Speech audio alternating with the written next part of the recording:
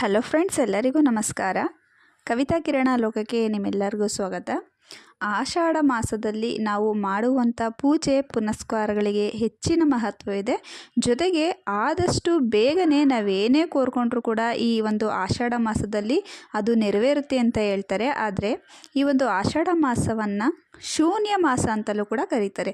ಯಾಕಂತಂದರೆ ಈ ಒಂದು ಆಷಾಢ ಮಾಸದಲ್ಲಿ ಯಾವುದೇ ಒಂದು ಶುಭ ಕಾರ್ಯಗಳನ್ನು ಮಾಡೋದಿಲ್ಲ. ಗೃಹ ಪ್ರವೇಶ ಆಗಿರ್ಬೋದು, ಮದುವೆ ಆಗಿರ್ಬೋದು, ಅಥವಾ ಹೆಣ್ಣು ಗಂಡು ನೋಡುವಂಥ ಶಾಸ್ತ್ರಗಳಾಗಿರ್ಬೋದು, ಅಥವಾ ಮಕ್ಕಳಿಗೆ ನಾಮಕರಣ ಮಾಡೋದೇ ಆಗಿರ್ಬೋದು, ಯಾವುದೇ ಒಂದು ಶುಭ ವಸ್ತುಗಳನ್ನ ಖರೀದಿಸುವುದೇ ಆಗಿರಲಿ ಈ ಒಂದು ಆಷಾಢ ಮಾಸದಲ್ಲಿ ಮಾಡೋದಿಲ್ಲ. ಯಾಕಂದರೆ ಇದು ಶುಭ ಕೆಲಸ ಕಾರ್ಯಗಳನ್ನು ಮಾಡೋದಕ್ಕೆ ಅಷ್ಟೊಂದು ಯೋಗ್ಯವಲ್ಲದಂಥ ಮಾಸ ಅಂತಲೇ ಹೇಳ್ಬೋದು. ಈ ಆಷಾಢ ಮಾಸ ಬಂತು ಅಂದ್ರೇ ಎಲ್ಲ ರೇಟು ಕೂಡ ಕಡಿಮೆ ಆಗುತ್ತೆ. ಅಂದರೆ ಒಂದು ಒಡವೆ ತಾಯಿಂದ ಹಿಡ್ದು ಬಟ್ಟೆ ತಾಯಿಂದ ಹಿಡ್ದು ಯಾವುದೇ ಒಂದು ವಸ್ತುಗಳಾಗಿರಲಿ, ಆಷಾಢ ಮಾಸ ಅಂದ್ರೇ ಸಾಕು, ಈ ಮಾಸದಲ್ಲಿ ಯಾವುದೇ ಕೆಲಸ ಕಾರ್ಯ ಮಾಡೋದಿಲ್ಲ. ಮತ್ತು ಈ ಟೈಮಲ್ಲಿ ಚಿನ್ನಗಳನ್ನ ಖರೀದಿಸೋರು ತುಂಬ ಇರ್ತಾರೆ. ಯಾಕಂದರೆ ಈ ಒಂದು ಆಷಾಢ ಮಾಸದಲ್ಲಿ ಮದುವೆ ಮುಂಚೆ ಯಾವುದೇ ಕಾರ್ಯ ಇಲ್ಲದ್ರಿಂದ ಸ್ವಲ್ಪ ಚಿನ್ನದ ರೇಟು ಕಡಿಮೆ ಆಗುತ್ತೆ ಅಂತ ಹೇಳ್ತಾರೆ. ಹಾಗಾದರೆ ಈ ಒಂದು ಆಷಾಢ ಮಾಸದಲ್ಲಿ ಶುಭ ಕಾರ್ಯಗಳನ್ನು ಮಾಡಬಾರ್ದು ಅಂತ ಹೇಳ್ತಾರೆ. ಆದರೆ ದೇವತಾ ಕಾರ್ಯಗಳನ್ನು ಮಾಡೋರ್ಗಂತೂ ಈ ಮಾಸ ತುಂಬಾ ಮಾಡಿದಂಥ ಮಾಸ ಅಂತಲೇ ಹೇಳ್ಬೋದು. ಯಾಕಂದರೆ ನಾವು ವರ್ಷ ಪೂರ್ತಿ ನಾವು ದೇವ್ರನ್ನ ಮಾಡ್ತಾನೆ ಇರ್ತೀವಿ. ಆದರೆ ಈ ಆಷಾಢ ಮಾಸದಲ್ಲಿ ಕೆಲವೊಬ್ರು ಅಂತಿರ್ತಾರೆ, ಶೂನ್ಯ ಮಾಸ, ಈ ಮಾಸದಲ್ಲಿ ಏನೇ ಮಾಡಿದ್ರು ಕೂಡ ಅಷ್ಟೊಂದು ನಮಗೆ ಫಲ ಕೊಡೋದಿಲ್ಲ ಅಂತ. ಆದರೆ ಅಂಥವರು ಜೀವನದಲ್ಲಿ ನಾವು ತುಂಬ ಕಷ್ಟ ನೋಡಿದ್ದೀವಿ. ಯಾವುದೇ ಒಂದು ಪೂಜೆ ವ್ರತ ಇವೆಲ್ಲ ಮಾಡಿದ್ರೂ ಕೂಡ ನಮ್ಮ ಕಷ್ಟ ಕಡಿಮೆನೇ ಆಗ್ತಿಲ್ಲ ಅಂತಿರ್ತೀರಲ್ವಾ. ಅಂಥವರು ಆಷಾಢ ಮಾಸದಲ್ಲಿ ಮನೆಯಲ್ಲಿ ವಿಷ್ಣುವಿನ ಪೂಜೆಯನ್ನು ಮಾಡಿ, ವಿಷ್ಣುವಿನ ಆರಾಧನೆಯನ್ನು ಮಾಡಿ, ಲಕ್ಷ್ಮೀನಾರಾಯಣರ ಸಮೇತ ನಾವು ಮನೆಯಲ್ಲಿ ಪೂಜೆಯನ್ನು ಮಾಡಿದರೆ ನಮ್ಮೆಲ್ಲ ಕಷ್ಟಗಳು ಕೂಡ ನಿವಾರಣೆ ಆಗುತ್ತೆ ಅಂತ ಹೇಳ್ತಾರೆ. ಎಂಥದ್ದೇ ಕಷ್ಟ ಇರಲಿ, ಎಂಥ ದೊಡ್ಡ ಕಷ್ಟ ಆಗಿರ್ಬೋದು, ಚಿಕ್ಕದಾಗಿರ್ಬೋದು, ಸಮಸ್ಯೆ ಅನ್ನೋದು ಕೆಲವೊಬ್ಬರಿಗೆ ಒಬ್ಬೊಬ್ಬರಿಗೆ ಒಂದೊಂದು ರೀತಿಲಿ ಇರುತ್ತೆ. ಒಬ್ಬರಿಗೆ ಹಣಕಾಸಿನ ಸಮಸ್ಯೆ ಆಗಿರ್ಬೋದು, ಅಥವಾ ಕುಟುಂಬದಲ್ಲಿ ಯಾವುದೇ ಒಂದು ತೊಂದರೆ ಆಗಿರ್ಬೋದು. ಯಾಕಂದರೆ ಮನುಷ್ಯರಿಗೆ ಒಂದಲ್ಲ ಒಂದು ರೀತಿಯಾದಂಥ ಕಷ್ಟ ಕಾರ್ಪಣ್ಯಗಳು ಇದ್ದೇ ಇರುತ್ತೆ. ಕಷ್ಟ ಇದ್ರೇ ಮನುಷ್ಯ ನೆಮ್ಮದಿಯಿಂದ ಬಾಳನ್ನು ಮಾಡೋದಕ್ಕೆ ಆಗುತ್ತೆ ಅಂತ ಹೇಳ್ತಾರೆ. ಯಾಕಂದರೆ ಕಷ್ಟ ಮನುಷ್ಯಗಲ್ದಲ್ಲೇ ಮರಕ್ಕೆ ಬರುತ್ತಾ ಅಂತ ಹೇಳ್ತಾರೆ. ಹಾಗಾಗಿ ಕಷ್ಟ ಇದ್ರೇ ಜೀವನ ಸುಖ ಕಾಣೋದಕ್ಕೆ ಸಾಧ್ಯ. ಸಿಹಿ ಕಹಿ ಎರಡೂ ಇದ್ರೇ ಜೀವನ ಅಂತ ಹೇಳ್ತಾರೆ. ಹಾಗಾಗಿ ತುಂಬ ಜೀವನದಲ್ಲಿ ಕಷ್ಟ ನೋಡಿದ್ದೀವಿ ಅನ್ನೋರು ನೀವು ಈ ಆಷಾಢ ಮಾಸದಲ್ಲಿ ಲಕ್ಷ್ಮೀ ಪೂಜೆಯನ್ನು ಮಾಡಿ.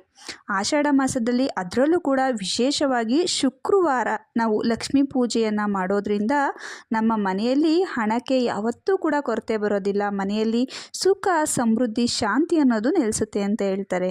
ಯಾಕಂದರೆ ಜೀವನದಲ್ಲಿ ಹಣಕ್ಕಷ್ಟೇ ಅಲ್ಲ ಮಹತ್ವ. ತುಂಬಾ ಒಂದು ಜೀವನದಲ್ಲಿ ನಾವು ನೆಮ್ಮದಿಯಾಗಿರಬೇಕು ಅಂತಂದರೆ ಮನೆಯಲ್ಲಿ ಫಸ್ಟು ಶಾಂತಿಯಾದ ವಾತಾವರಣ ಇರಬೇಕು, ನೆಮ್ಮದಿ ಇರಬೇಕು. ಆಗ ಮಾತ್ರ ಮನುಷ್ಯನ ಜೀವನ ಸಾರ್ಥಕ ಆಗೋದು. ಎಷ್ಟೇ ಹಣ ಐಶ್ವರ್ಯ ಅಭಿವೃದ್ಧಿ ಇದ್ದರೆ ಏನು ಪ್ರಯೋಜನ ಬಂತು? ಮನೆಯಲ್ಲಿ ನೆಮ್ಮದಿನೇ ಇಲ್ಲ ಅಂತಂದರೆ ನಮ್ಮವರು ಅಂತ ನಮ್ಮ ಜೊತೆಗಿರಬೇಕು, ಒಂದೆರಡು ಕಷ್ಟ ಸುಖದ ಮಾತಾಡಬೇಕು. ಆವಾಗಲೇ ನಾವು ಎಷ್ಟೇ ಬದುಕಿದ್ರೂ ಕೂಡ ನಮ್ಮ ಜೀವನ ಸಾರ್ಥಕತೆ ಆಗೋದು. ಆದ್ದರಿಂದ ಆಷಾಢ ಮಾಸದಲ್ಲಿ ನಾವು ಲಕ್ಷ್ಮೀ ಪೂಜೆಯನ್ನು ನಾವು ವಿಧಿವತ್ತಾಗಿ ನಾವು ಎಷ್ಟು ಶುಕ್ರವಾರ ಬಂದಿತ್ತೋ ಆಷಾಢ ಮಾಸದಲ್ಲಿ ಪೂಜೆಯನ್ನು ಮಾಡಿ, ಜೊತೆಗೆ ಈ ಒಂದು ಆಷಾಢ ಮಾಸದಲ್ಲಿ ನಿಮ್ಮ ಕುಲದೇವರಿಗೆ, ಮನೆ ದೇವರಿಗೆ ಪೂಜೆಯನ್ನು ಅರ್ಪಿಸಿ. ತುಂಬಾ ಒಳ್ಳೆಯದು. ಅದರಲ್ಲೂ ಕೂಡ ಶಕ್ತಿ ದೇವಸ್ಥಾನಗಳಿಗೆ ಹೋಗಿ ಪೂಜೆಯನ್ನು ಮಾಡಬೇಕು. ಯಾಕಂದರೆ ಪ್ರತಿಯೊಬ್ಬರು ಮನೆಯಲ್ಲೂ ಕೂಡ ಒಂದು ಹೆಣ್ಣು ದೇವರು, ಗಂಡು ದೇವರು ಅಂತ ಇದ್ದೇ ಇರುತ್ತೆ ಮನೆ ದೇವರು.